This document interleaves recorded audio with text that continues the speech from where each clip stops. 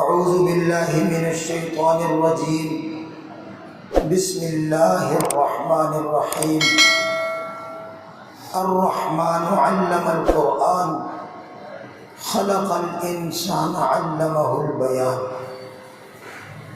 صدق اللہ العظیم۔ بہت بہت مبارک ہو قرآن پاک کی تکمیل نماز تراویح میں، اور یہاں یہ دیکھ کر بھی بہت خوشی ہوئی کہ شعبہ حفظ ماشاءاللہ مکمل عروج کے ساتھ، پختگی کے ساتھ آپ کے ہم شعبہ حفظ جاری ہے۔ اور جس برخوردار کی تلاوت میں نے سنی قراءات عشرہ میں، بہت خوشی ہوئی ہے، کیونکہ قراءات عشرہ کی درسگاہ یہ تو بڑے بڑے جامعات میں بھی مفقود ہے۔ اچھا بچہ وزیر آباد سے، بہرحال ذوق تو معلوم ہوا آپ کا کہ آپ کو یہ ذوق ہے۔ اللہ جل جلالہ یہاں جتنے تعلیم کے شعبے ہیں بنین و بنات میں، سب کو مزید ترقیاں عطا فرمائے، اور تمام اہل محلہ اہل علاقہ کے لیے باعث اجر بنائے، باعث رحمت بنائے، باعث رشد و ہدایت بنائے۔ بات یہ ہے کہ رمضان المبارک کے مہینے میں ایک تو الحمدللہ پڑھنا پڑھانا بولنا بلانا کافی ہوتا ہے، تو میرا گلا متاثر ہے۔ رمضان المبارک کا مہینہ لوگ سمجھتے ہیں کہ بھوک اور پیاس کا مہینہ ہے، میں کہا کرتا ہوں کہ یہ تو کھانے پینے کا مہینہ ہے، تو کھانے پینے میں بھی ہم مکمل احتیاط نہیں کر پاتے، اس کا بھی اثر ہو گیا گلے پر میں۔ 2 رات پہلے میرے ساتھ جو حادثہ ہوا بہت لوگوں کو معلوم ہے، اس حادثے کا بھی ویسے تو مجھ پر کوئی اثر نہیں ہوا، میرے گلے پر اثر ہو گیا، لیکن میں انشاءاللہ جو بات کرنا چاہتا ہوں، بس آپ حضرات کی پوری توجہ ہوگی تو بات کرنے میں سہولت ہوگی، اور انشاءاللہ میں بات کر سکوں گا۔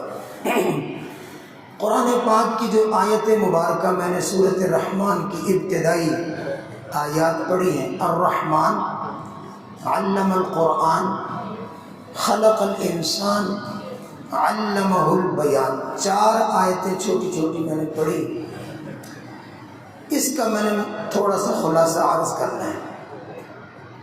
اس کے بعد میں نے آپ کی خدمت میں مختصر 3 حدیثیں عرض کر رہی ہیں، نمبر وار ایک حدیث، پھر دوسری، پھر تیسری، یہ مختصر سی بات ہے۔ اللہ جل جلالہ کے جتنے انعامات ہیں دنیا میں بھی اور آخرت میں بھی، وہ انگنت بے حد و حساب ہے۔ قرآن پاک کی سورۃ الرحمن جو ہے، اس کو عروس القرآن کہتے ہیں، قرآن کی دلہن، یعنی دلہن وہ ہوتی ہے نا جو پورے خاندان میں سب سے زیادہ بن سنور کر بیٹھی ہو، سجی ہوئی ہو، زیورات پہنے ہوئے ہو، سب سے زیادہ وہ خوبصورت نظر آ رہی ہو پوری پارٹی میں، وہ دلہن ہوتی ہے۔ تو قرآن پاک کی 114 سورتوں کو جب پڑھتے ہیں، ان کا اپنا سرور ہے، اپنی لذت ہے، اپنی جاذبیت ہے، لیکن جب سورۃ الرحمن پڑھی جاتی ہے، سنی جاتی ہے، تو ایسے معلوم ہوتا ہے کہ یہ سورت سب کو اپنی طرف کھینچ لیتی ہے۔ اس لیے اس کو کیا کہتے ہیں؟ عروس القرآن۔ سب متوجہ ہو جاتے ہیں، سورۃ الرحمن پڑھ رہے ہیں، سورۃ الرحمن سن لو گے، اس کا ایک خاص اس میں جاذبیت ہے۔ اس سورۃ مبارکہ میں اللہ جل جلالہ نے اپنے بڑے بڑے انعامات کی فہرستیں بیان کی ہیں کہ میرا یہ انعام، یہ انعام، یہ انعام، اللہ نے بہت انعام گنوائے ہیں۔ اس میں پہلے دنیا کے انعامات اللہ گنواتے رہے، اور پھر آخر صورت میں جا کر اللہ جل جلالہ اس صورت مبارکہ میں آخرت کے انعامات، وہ جو جنت اور جنت کے چشمے اور باغات وہ یاد بیان کر رہے ہیں۔ تو اللہ اپنے انعامات کو بھی بیان کرتے ہیں، اور ہر نعمت کو بیان کر کے اللہ ایک سوال بھی اٹھاتے ہیں آپ سے، فَبِأَيِّ آلَاءِ رَبِّكُمَا تُكَذِّبَانِ، میری کس نعمت کو جھٹلاؤ گے، کون سی نعمت کو جھٹلاؤ گے؟ یہ سوال کا انداز یہ ہے جس میں یہ بتانا ہے کہ میرے بندو، میری ایک ایک نعمت ایسی ہے کہ تم اس کے پورے پورے محتاج ہو۔ اگر تمہیں کسی ایک نعمت سے بھی محروم کر دو نا تو تم پورے انسان نہیں ہوگے، تم ادھورے ہو جاؤ۔ ان تمام نعمتوں میں سے مثال کے طور پر اگر اللہ جل جلالہ سورج کی نعمت کو چھین لے تو بتاؤ کیا بنے گا؟ پورا دنیا کا، انسانیت کا پورا نظام ختم ہو جائے گا کہ نہیں ہو جائے گا؟ تو اللہ فرماتے ہیں ایک ایک نعمت کے میرے تم پورے پورے محتاج، اس میں کوئی شک نہیں۔ مگر اللہ نے جب انعامات کو سورۃ رحمان میں ذکر کیا، سب سے پہلے کس نعمت کو ذکر کیا؟ سب سے پہلے نمبر پر، کیونکہ پہلا نمبر وہ ہوتا ہے جو سب سے بڑا ہوتا ہے، اس کا پہلا نمبر ہوتا ہے۔ تو معلوم ہوا کہ اللہ جل جلالہ اپنے انعامات کو جو ذکر کر رہے ہیں، ان ساری کی ساری نعمتوں میں سے سب سے پہلا انعام کیا ہے، اور وہ سب سے بڑا بھی ہے؟ تو اللہ فرماتے ہیں الرحمن علم القرآن، سب سے پہلا میرا انعام یہ ہے کہ میں نے تمہیں قرآن پاک دیے۔ یعنی جنت کی نعمتیں جو آگے اللہ بیان فرما رہے، ان ساری نعمتوں سے بھی بڑی نعمت یہ ہے کہ اللہ نے تمہیں کیا دیا ہے؟ قرآن دیا۔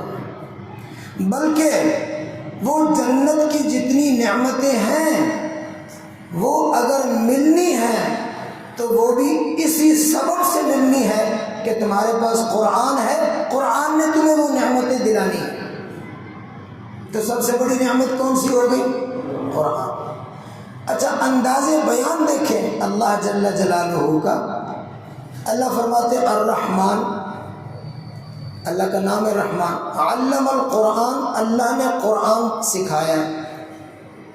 پھر آگے اللہ فرماتے خلق الانسان، انسان کو اللہ نے پیدا بھی کیا۔ اس کے بعد فرمایا علمہ البیان، انسان تجھے میں نے بولنا بھی سکھایا، بیان بھی سکھایا۔ اب ذرا غور کرنا، جو ہماری خارج کی ترتیب ہے وہ تو یہ ہے کہ سب سے پہلے اللہ انسان کو پیدا کرتے ہیں۔ ہم جب پیدا ہوں گے تو باقی ساری نعمتوں کے ساتھ ہمارا رابطہ ہوتا ہے نا، تو سب سے پہلا مرحلہ کیا ہے؟ انسان کی تخلیق، پیدائش۔ پیدا ہونے کے کچھ عرصہ کے بعد جا کر پھر انسان کو اللہ جل جلالہ بولنا سکھاتے ہیں۔ تو پہلی نعمت انسان کی پیدائش، اس کے بعد اگلی نعمت انسان کو قوت بیان دیا، بولنا سکھایا، کیونکہ بچہ فوراً نہیں بولتا، کوئی سال، سوا سال، 2 سال کا ہوتا ہے تو پہلے چھوٹے چھوٹے لفظ بولتا ہے، بابا، ماما، پھر اس کے بعد آہستہ آہستہ سیکھتا ہے، اتنا سیکھتا ہے کہ پھر ہم اس کو سکھاتے ہیں کہ کہو لا الہ الا اللہ، پھر اس کو ہم بسم اللہ سکھاتے ہیں، چھوٹی چھوٹی باتیں سکھاتے ہیں۔ تو تخلیق کے بعد دوسرا مرحلہ یہ ہے، دوسری نعمت یہ ہے کہ انسان کو اللہ تعالیٰ بولنا سکھاتا ہے۔ اب بولنا جب بچہ سیکھ جاتا ہے، اس کے بعد تیسرا نمبر ہے کہ ہم اس کو قرآن کی تعلیم دیتے ہیں۔ ایسے تو کبھی نہیں ہوا کہ ماں باپ ایک بچے کو اٹھا کے لے آئے مفتی صاحب کے پاس کہ حضرت میرا بچہ داخل کرو، اور ابھی تک اس بچے نے بولنا سیکھا بھی نہ ہو۔ ایسے کبھی ہوتا ہے؟ کہتے بولنا سیکھ گیا ہے، اب یہ ہر بات بول لیتا ہے، سمجھتا ہے، اب اس کو آپ قرآن سکھاؤ۔ تو پہلے تخلیق، پھر قوت بیان، پھر تعلیم قرآن۔ لیکن اللہ نے جب نعمتوں کو بیان کیا تو ترتیب کو بدل دیا. یوں نہیں کہا الرحمن خلق الانسان علمہ البیان ثم علمہ القرآن، ایسے نہیں کہا. حالانکہ ترتیب یہ ہے، ترتیب یہ ہے کہ پہلے الرحمن پہلے انسان پیدا ہوتا ہے، علمہ البیان، پھر اس کو اللہ بولنا سکھاتا، پھر کہا جاتا ثم علمہ القرآن، اللہ نے قرآن سکھایا.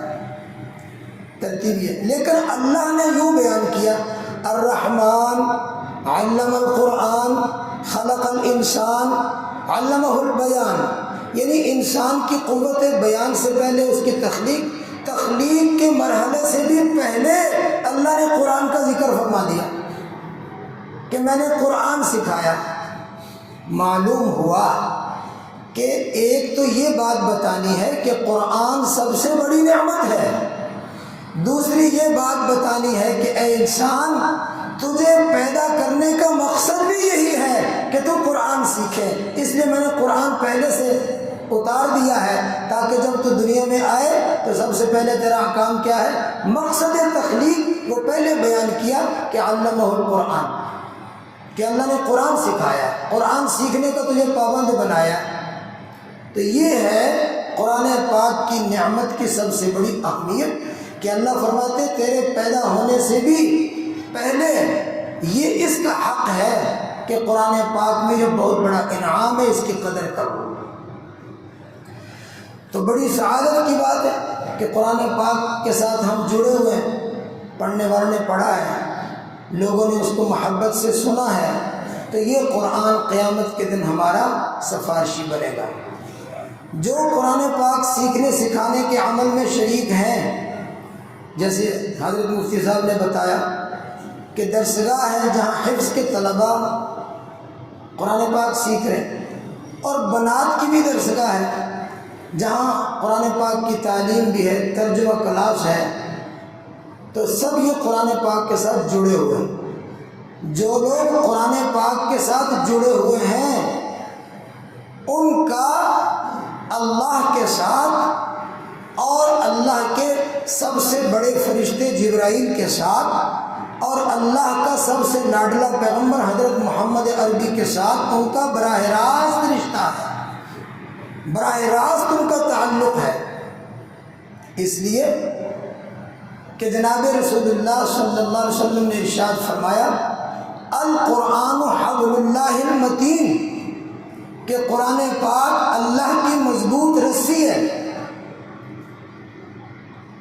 آپ یوں سمجھ لیں کہ ایک تار ہے، مضبوط تار ہے. اور آگے حضور کیا فرماتے ہیں ترفعہ فی یدیکم، اس رسی کا ایک کنارہ تمہارے ہاتھ میں، وَتَرْفُهُ فِي يَدِ الرَّحْمَنِ، اس رسی کا دوسرا کنارہ رحمان کے ہاتھ میں ہے.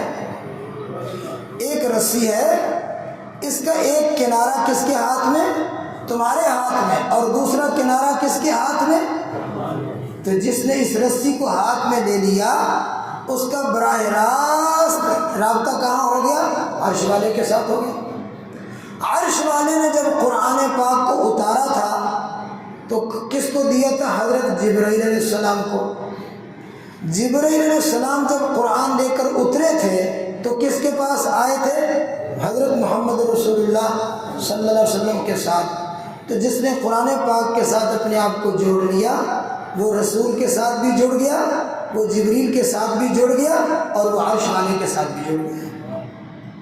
دنیا کی کوئی اور تعلیم ایسی نہیں ہے، کوئی تعلیم دنیا کی سوائے قرآن و سنت کے، قرآن اور حدیث کی تعلیم کے سوا کوئی ایسی تعلیم نہیں ہے جو تعلیم آپ کو رسول کے ساتھ اور اللہ کے ساتھ جوڑ رہی ہو.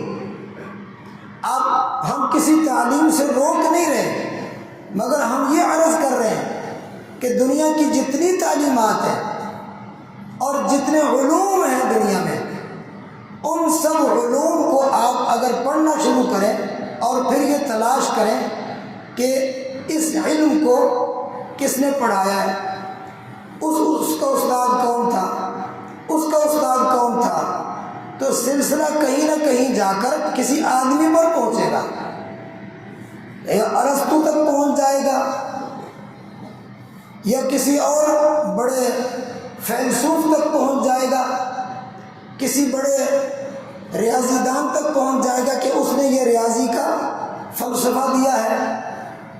سلسلہ ہر علم کا کسی انسان تک پہنچے گا، لیکن جو شخص حدیث کا علم پڑھتا ہے اس کا سلسلہ حدیث کا جناب رسول اللہ تک پہنچتا ہے، اور جو قرآن پاک کا علم پڑھتا ہے اس سے پوچھ لو اس نے کس استاد سے پڑھا، اس نے کس استاد سے پڑھا، اس نے کس استاد سے پڑھا، 20 30 40 50 واسطوں کے بعد آپ پہنچ جائیں گے کہ اس نے عبداللہ بن مسعود سے پڑھا، اور عبداللہ بن مسعود نے پیغمبر پاک سے پڑھا، اور پیغمبر پاک صلی اللہ علیہ وسلم نے جبریل سے پڑھا، اور جبریل نے اللہ سے پڑھا۔ سلسلہ کہاں تک پہنچے گا؟ خدا تک پہنچے گا۔ تو بتائیے جس علم کا سلسلہ اللہ تک یا اس کے رسول تک پہنچتا ہو، باقی کائنات کے علوم اس علم کی بلندیوں کا مقابلہ کر سکتے؟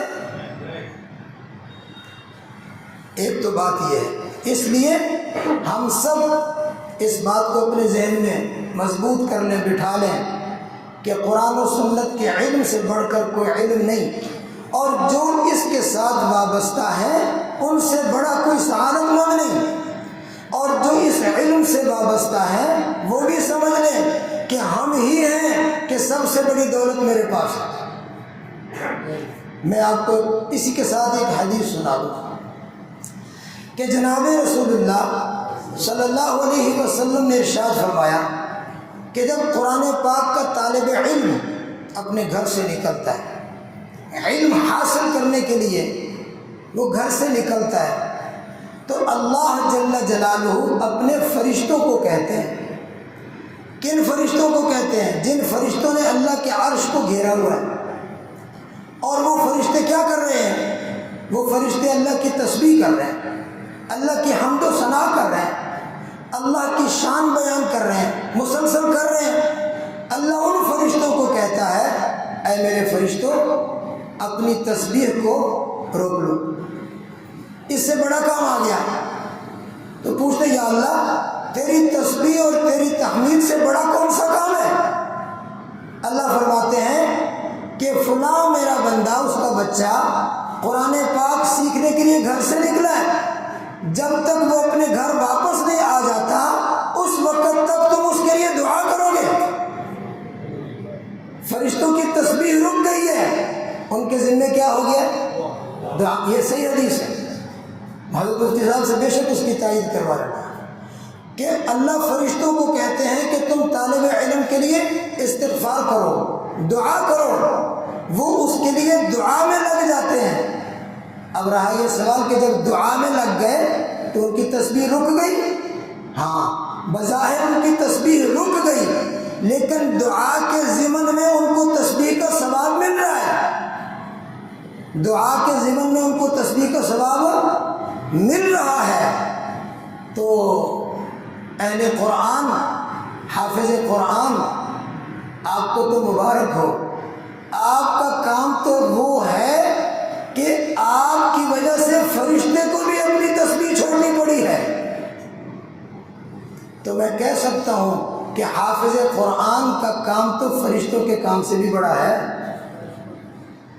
یہ سبزی منڈی والے کا کام بڑا نہیں ہے، یہ صراحہ بازار میں بیٹھ کر سونا بیچنے والے کا کام بڑا نہیں ہے، یہ جہاز چلانے والے کا کام کوئی بڑا کام نہیں ہے۔ بے شک وہ کام ہے اور وہ کرنے ہیں، وہ بھی ضرورت ہے، لیکن اگر کائنات میں سب سے کوئی بڑا کام ہے تو وہ کام ہے جو قرآن پاک کا سیکھنا سکھانا ہے کہ فرشتے بھی اپنی تسبیح چھوڑ کر اس کے لیے دعا کر رہے ہیں۔ یہی وجہ ہے کہ فرشتہ جب اس کے لیے دعا کرتا ہے اس کو اپنی تسبیح کا ثواب بھی برابر ملتا ہے۔ جب قرآن پڑھنے والا قرآن پڑھتا ہے تو پوری کائنات کی تسبیحات کا ثواب اس کو ملتا ہے، پوری کائنات کی تسبیحات کا ثواب اس کو ملتا ہے۔ میں حدیث سنا دیتا ہوں جو میں نے کہا، میں نے 3 حدیثیں سنانی۔ من شغلہ القرآن عن ذکری و مسئلتی، یہ اللہ کا فرمان ہے، اس کو حدیث قدسی کہتے ہیں۔ حدیث قدسی، حدیث کی کئی قسمیں ہیں کہ یہ حدیث مرفوع ہوتی ہے، مقطوع ہوتی ہے، جی موقوف ہوتی ہے، حسن ہوتی ہے، صحیح ہوتی ہے، صحیح لذاتی ہوتی ہے، صحیح لغیری ہوتی ہے۔ حدیث کی کئی قسمیں ہیں، سب سے بڑی حدیث کی اعلیٰ قسم حدیث قدسی ہے۔ حدیث قدسی اللہ کا فرمان ہوتا ہے، پیغمبر کے الفاظ ہوتے ہیں۔ اللہ فرماتے ہیں من شغلہ القرآن عن ذکری و مسئلتی، جس کو قرآن پاک نے اتنا مشغول کر دیا، وہ قرآن پڑھتا ہے، قرآن پڑھاتا ہے، قرآن میں مصروف ہے، اتنا مصروف ہے، اتنا مصروف ہے، صبح بھی، دوپہر بھی، شام بھی، رات بھی، کہ اس کو ذکر اذکار کا موقع نہیں ملتا، صلاۃ التسبیح پڑھنے کا موقع نہیں ملتا، اس کو مزید عبادات کرنے کا موقع نہیں ملتا، قرآن میں لگا ہوا ہے۔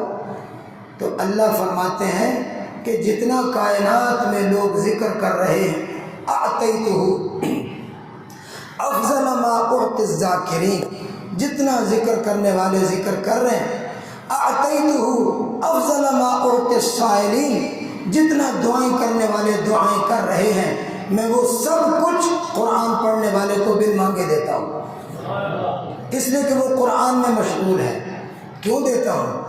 اس لیے کہ فرشتہ اس کے لیے دعا کرتا ہے، اس کی تسبیح کا اجر ضائع نہیں ہوتا، تو جب یہ قرآن پاک پڑھے گا تو اس کی تسبیحات کا اجر کیوں ضائع ہوگا؟ پوری کائنات کی تسبیحات کا ثواب اس کو ملتا ہے۔ اس لیے سب سے بڑا اگر اللہ کا کوئی ذکر ہے تو وہ قرآن پاک کی تلاوت ہے۔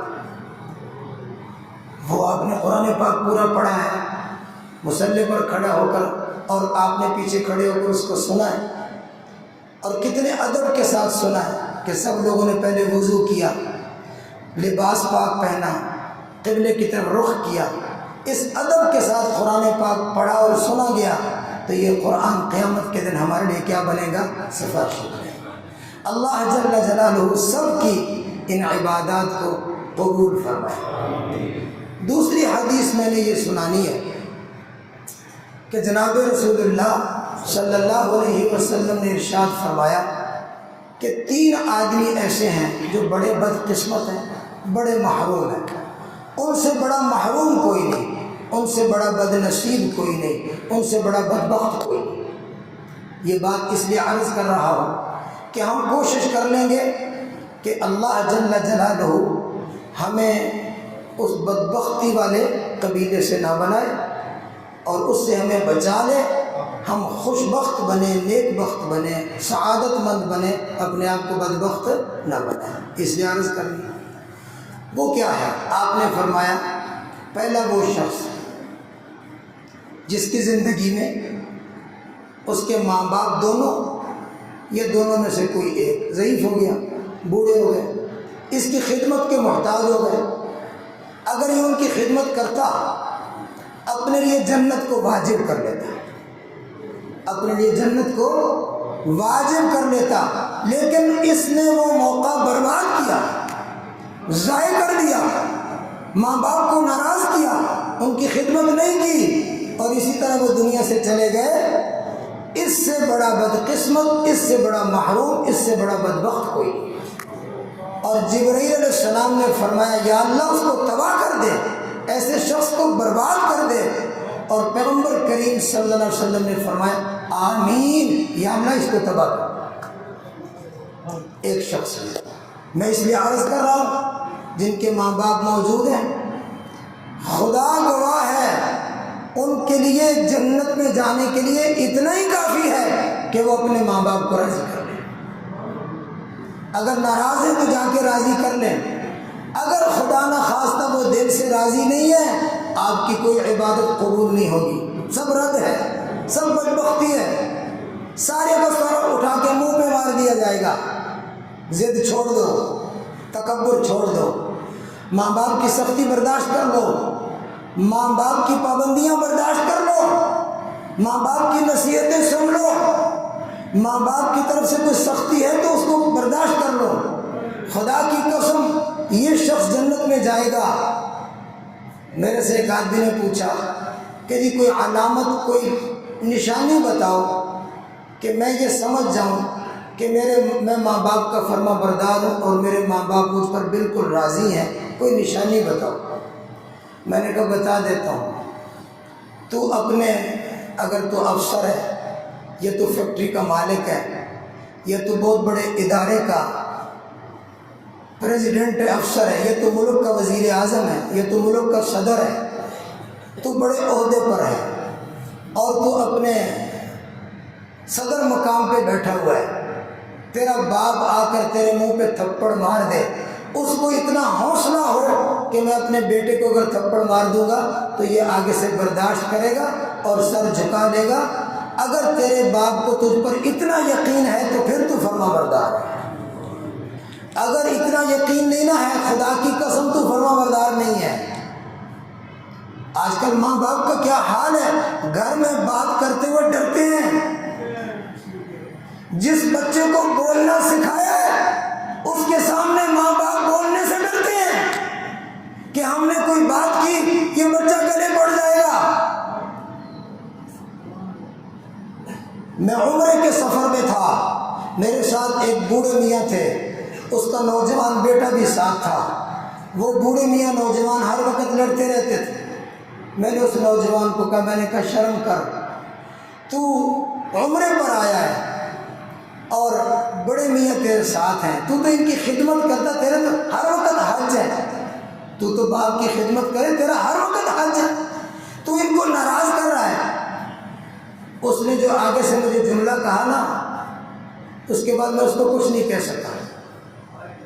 اس نے کہا انہوں میرے پیو کو پتہ نہیں کہ میں تو وڈا پتر ہوں، انہوں چاہیے میری ہر گل منے۔ جب اس نے مجھے یہ کہا میں نے کہا اب میں تجھے کیا سمجھاؤں، اب میں یہ سمجھنے سمجھانے کے مرحلے سے اوپر چلے گئے ہوں، اور یہ کیا ہے عمرہ کرنے، اس سے بڑا بدبخت کون ہے؟ تو میرے بھائیوں یہ جنت کمانے کا موقع ہے، ورنہ اس سے بڑی بدبختی کوئی نہیں ہے۔ دوسری بات، جناب رسول اللہ صلی اللہ علیہ وسلم نے فرمایا اس سے بڑا محروم کوئی نہیں، اس سے بڑا بدبخت کوئی نہیں، وہ برباد ہے، خائب و خاسر ہے کہ جس کی زندگی میں رمضان المبارک کا مہینہ آیا، سارا ہی گزر گیا اور اس نے اللہ سے اپنی جنت نہیں لکھوائی۔ بڑا موقع تھا، اللہ کو کہتا یا اللہ میرے لیے جنت لکھ دے، لکھوا سکتا تھا، توبہ کر لیتا، استغفار کر لیتا، قرآن پڑھتا، تراویح پڑھتا، روزہ رکھتا، سحر و افطار، یا اللہ جنت لکھ دے، تو اللہ اس کی جنت لکھ دیتا۔ لیکن اس نے رمضان سارا گزار دیا اور اپنے آپ کو بخشوا نہیں سکا، جنت نہیں لکھوا سکا۔ فرمایا یہ بدبخت ہے، یہ محروم ہے۔ حضرت جبرائیل علیہ السلام نے دعا کی یا اللہ ایسے شخص کو تباہ کر دے، اللہ کے رسول نے فرمایا آمین۔ صحیح حدیث۔ تیسرے نمبر پر جناب رسول اللہ صلی اللہ علیہ وسلم نے ارشاد فرمایا وہ شخص محروم ہے، بدقسمت ہے، بدبخت ہے جس کے سامنے نبی پاک صلی اللہ علیہ وسلم کا نام آیا، کیونکہ نبی پاک صلی اللہ علیہ وسلم کا نام لینے کا بھی ادب ہے، نام سننے کا بھی ادب ہے۔ جو آدمی اپنی زبان سے نام لے اس کے ذمہ بھی ادب ہے کہ وہ درود پڑھے، ساتھ نام لے، اور جو نام سنتا ہے اس کے ذمہ بھی ادب ہے کہ جس کے کانوں میں حضور کا نام آیا وہ درود پڑھے۔ یہ دنیا کا واحد نام ہے جس کے لینے کا بھی ادب ہے، جس کے سننے کا بھی ادب ہے۔ تو جب نام لینے والا نام لے تو درود پڑھے صلی اللہ علیہ وسلم، اور جب ہم کسی کے منہ سے نام سنیں تو سننے والا درود پڑھے صلی اللہ۔ فرمایا وہ شخص برباد ہے کہ میرا نام لیا سنا درود نہیں پڑھا۔ اتنا بخیل، اتنا کنجوس، اتنا متکبر، اتنا بے پرواہ، میرا نام لیا، میرا نام سنا، درود نہیں پڑھا۔ پھر جبرائیل علیہ السلام نے کہا اے اللہ اس کو برباد کر دے، اس کو تباہ کر دے، اس کو ہلاک کر دے، اور پلے کچھ نہ رہے جو درود نہ پڑھے۔ تو پیغمبر پاک صلی اللہ علیہ وسلم نے فرمایا آمین۔ آپ نے کیا فرمایا؟ اور پتہ ہے یہ جبریل نے دعا کہاں کی تھی؟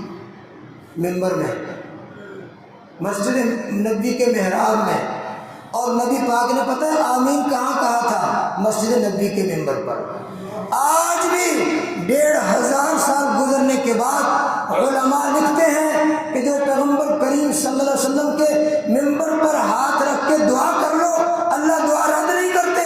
اس ممبر پر جو پیغمبر نے آمین کہا تھا، تو بتاؤ وہ آدمی بچ جائے گا؟ محراب میں دعا کی ہے، فرشتوں کے سردار نے ممبر پر آمین کہا ہے، نبیوں کے سردار نے۔ مہینہ رمضان کا تھا، دن جمعے کا تھا، مسجد نبوی کا ممبر و محراب تھا۔ وہ آدمی بچ جائے گا اللہ کی پکڑ سے جو ماں باپ کو ناراض کرے؟ وہ بچ جائے گا اللہ کی پکڑ سے جو رمضان کو ناراض کرے؟ وہ بچ جائے گا اللہ کی پکڑ سے جو رسول اللہ صلی اللہ علیہ وسلم کے درود پاک میں بخل کرے؟ اس لیے میرے بھائیوں، ان باتوں کو سمجھ لیں۔ اور جو میں نے تیسری حدیث سنانی ہے وہ سنا کر آپ سے اجازت چاہوں گا کہ جناب رسول اللہ صلی اللہ علیہ وسلم نے ارشاد فرمایا، انما الاعمال بالخواتیم، اعمال کا دار و مدار خاتمے پر ہے۔ اعمال کا دار و مدار سب بولو کس پر ہے؟ خاتمے پر ہے۔ اس حدیث کے تشریح ہمیں 2 باتیں لکھی، مفسرین، محدثین، شارحین حدیث نے 2 بات۔ پہلی بات یہ کہ خاتمے سے مراد انسان کی موت کا وقت ہے۔ تو حدیث کا معنی یہ ہوا کہ اعمال کا دار و مدار خاتمے پر ہے، یعنی اگر موت کے وقت ایمان اور کلمہ نصیب ہو گیا تو اللہ پچھلی ساری کوتاہیاں معاف کر دیں گے، جنت میں داخل ہو جائے گا۔ جس کو مرتے وقت کلمہ نصیب ہو گیا، ایمان نصیب ہو گیا، اس کی پچھلی ساری کوتاہیاں کیا ہو جائیں گی؟ دار و مدار خاتمے پر ہے۔ مرتے وقت ایمان اور کلمہ آ گیا زبان پر تو وہ سیدھا کہاں چلا جائے گا؟ پچھلی ساری کوتاہیاں معاف۔ دوسری بات جو علماء نے تشریح اس حدیث کی لکھی ہے اس میں یہ ہے کہ اعمال کا لفظ ہے، نبی علیہ السلام نے اعمال کا لفظ نہیں بولا۔ حضرت سمجھتے ہیں، نبی علیہ السلام نے اعمار کا لفظ نہیں بولا کہ عمر کا دار و مدار، آپ نے حیات کا لفظ نہیں بولا، آپ نے اعمال کا لفظ بولا۔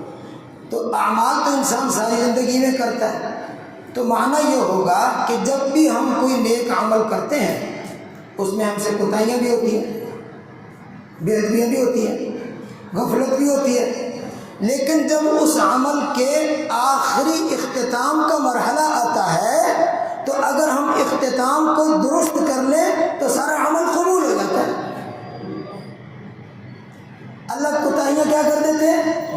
اب ہم سوچ لیں کہ اس وقت ہم رمضان المبارک کے اختتامی مرحلے میں ہیں، غالباً یہ آخری رات ہے، صبح غالباً یہ آخری ساری ہے، اور کل جو ہے غالباً آخری روزہ ہے۔ تو ہم بالکل اس کے اختتامی مرحلے میں ہیں۔ اگر ہم اپنے اس اختتام کو بہتر کر لیں، درست کر لیں، گناہ سے بچ جائیں، عبادت میں خرچ کر لیں، تو اللہ پچھلے 28 دنوں کی کوتاہیاں بھی معاف کر دیں گے، اور خاتمے کی وجہ سے اللہ تعالیٰ سارے رمضان کو قبول فرما لیں گے۔ بات دل کو لگی؟ اس لیے کوشش کرنی ہے کہ آج رات زیادہ سے زیادہ اللہ کی عبادت کر لیں، تنہائی میں بیٹھ کے اللہ سے ذکر کر لیں، توبہ کر لیں، استغفار کر لیں۔ کل کا دن بھی نمازوں کی پابندی، تلاوت کی پابندی، استغفار کی پابندی، درود پاک کی پابندی کے ساتھ گزار لیں، تو انشاءاللہ انما الاعمال بالخواتیم، اللہ تعالیٰ سارے رمضان کی طاعات عبادات کو قبول فرما لیں گے۔ وآخر دعوانا ان الحمدللہ رب العالمین۔ آپ دعا فرمائیں۔ الحمدللہ رب العالمین۔ بھائی محمد طیب صاحب نے اشارہ کیا ہے، حضرت کی چھوٹی بیٹی ہے خولہ، وہ زیر علاج ہے، اللہ تعالیٰ اس کو مکمل شفا دے، یہ ہم نے دعا کرنی ہے۔ اور بھی کتنے بیمار ہیں یہاں جتنے بیٹھے ہیں، ہم سب بیماری ہیں، جسم چلو کچھ نہ کچھ تندرست ہے، روح ہے تو بالکل ہی بیمار ہے، تو دعا کرنی اللہ سب بیماروں کو شفا دے دے۔ الحمدللہ رب العالمین۔ یا رب لک الحمد کما ینبغی لجلال وجہک وعظیم سلطانک، اللہم صلی علی محمد وعلی آل محمد وبارک وسلم علیہ۔ یا اللہ قرآن پاک پڑھنے والوں کا پڑھنا، سننے والوں کا سننا اپنی بارگاہ میں قبول فرما۔ پڑھنے سننے میں کمی کوتاہیاں ہوئی ہیں، ہم انسان ہیں، کمزور ہیں، ساری کمی کوتاہیاں معاف فرما۔ یا اللہ ایک ایک حرف پر آپ نے جتنے انوارات رکھے، ایک ایک حرف پر آپ نے جتنی رحمتیں رکھی ہیں، ایک ایک حرف پر آپ نے جتنا اجر و ثواب رکھا ہے، یا اللہ وہ سارے کا سارا اجر و ثواب، وہ سارے کے سارے انوارات، وہ ساری کی ساری رحمتیں، وہ ساری کی ساری برکات جو دنیا میں ہیں اور جو آخرت میں کھلنے والی ہیں، وہ ساری ہم سب کو نصیب فرما۔ پڑھنے والے کو بھی نصیب فرما، سننے والوں کو بھی نصیب فرما، بلکہ اپنی شایان شان اجر و ثواب کو بڑھا چڑھا کر یا اللہ زیادہ سے زیادہ عطا فرما۔ یا اللہ جو مسلمان فوت ہو چکے ان کی مغفرت فرما۔ یا اللہ جو زندہ ہیں دین اسلام پر استقامت نصیب فرما، بیماروں کو صحت نصیب فرما۔ جس بچی بیمار کا ذکر ہوا یا اللہ اس کو شفا نصیب فرما۔ اس مجلس میں جتنے بیمار ہیں، ہمارے تعلق والوں میں جتنے بیمار ہیں، سب کو شفا نصیب فرما۔ یا اللہ فلسطین کے زخمیوں کی مدد فرما، ان کو شفا نصیب فرما۔ فلسطین کے تمام مسلمانوں کی مدد فرما، فلسطین کے مجاہدوں کی مدد فرما، کشمیر کے ہمارے بھائیوں کی مدد فرما، بیت المقدس کو آزادی نصیب فرما، حرمین کی حرمت کو یا اللہ دوبالا فرما۔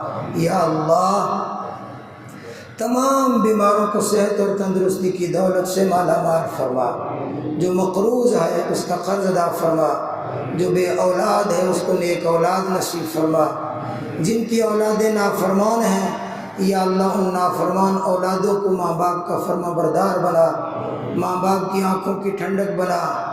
یا اللہ جو مسلمان بچے بچیاں رشتوں میں رکاوٹیں ہیں، شادیوں میں رکاوٹیں ہیں، یا اللہ ان کے رشتے آسان فرما، ان کی شادیاں آسان فرما، ان کے نکاح آسان فرما۔ یا اللہ نکاح والی حیا والی زندگی نصیب فرما، بے شرمی والی بے حیائی والی زندگی سے محفوظ فرما۔ یا اللہ ہم سب کو ایمان کی زندگی ایمان کی موت نصیب فرما، کلمے والی زندگی کلمے والی موت نصیب فرما۔ یا اللہ اس ماہ مبارک کو ہماری نجات کا ذریعہ بنا، ہماری اصلاح کا ذریعہ بنا، ہماری توبہ کا ذریعہ بنا، ہماری معافی کا ذریعہ بنا، اپنی رضا کا ذریعہ بنا، اپنے قرب کا ذریعہ بنا۔ اللہ ہم میں سے کسی کو محروم نہ فرما، یا اللہ ہم میں سے کسی کو محروم نہ فرما، یا اللہ ہم میں سے کسی کو محروم نہ فرما۔ یا اللہ بہت سے بھائیوں نے، بہنوں نے، بیٹوں نے، بیٹیوں نے، بڑوں نے، چھوٹوں نے دعاؤں کا کہا، سب کی دعائیں قبول فرما، سب کی حاجات پوری فرما۔ یا اللہ اس مسجد کو، اس مدرسے کو مزید ترقیاں نصیب فرما، آباد اور شاداب فرما۔ جو مسجد پر مدرسے پر خرچ کرنے والے یا اللہ ان کو خوشیاں نصیب فرما، یا اللہ ان کی اولادوں کو خوشیاں نصیب فرما۔ جو اپنا مال مسجد پر مدرسے پر خرچ کریں ان کو مال کی برکات نصیب فرما، دنیا آخرت کی سعادتیں نصیب فرما۔ سبحان ربک رب العزت عما یصفون وسلام علی المرسلین والحمد للہ رب العالمین۔